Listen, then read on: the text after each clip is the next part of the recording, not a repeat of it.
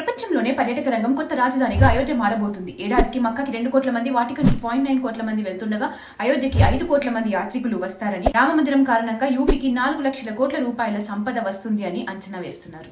అహ్మదాబాద్ లోని Sardar Vallabhbhai Patel international airport లో 4 ISS అనుమానిత ఉగ్రవాదులను Gujarat anti terrorism squad arrest చేసింది. నిందితులను మహమ్మద్ సుస్రత్, మహమ్మద్ ఫరూక్, మహమ్మద్ నఫ్రన్, మహమ్మద్ రస్దీన్ గా గుర్తించారు.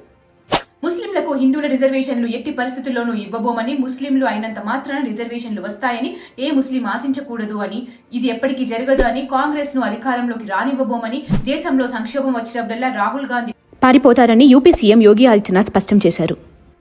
ఓటు వేయని వారిని శిక్షించాలి, ఓటు వేయని వారికి పన్ను పెంపు లేదా మరేదైనా శిక్ష వంటి కొన్ని నిబంధనలు ఉండాలి అని మాజీ ఎంపీ పరేష్ రావల్ అన్నారు. భారత్లో కొత్త సింగపూర్ల నిర్మాణం కష్టమేమీ కాదని ప్రధాని మోదీ అన్నారు. భారత్లో సుమారు 1300 ద్వీపాలు ఉన్నాయని, ఈ ద్వీపాలకు సంబంధించి మా వద్ద రికార్డులు గాని, సర్వే గాని లేవని తెలిసి ఆశ్చర్యపోయానని స్పేస్ టెక్నాలజీ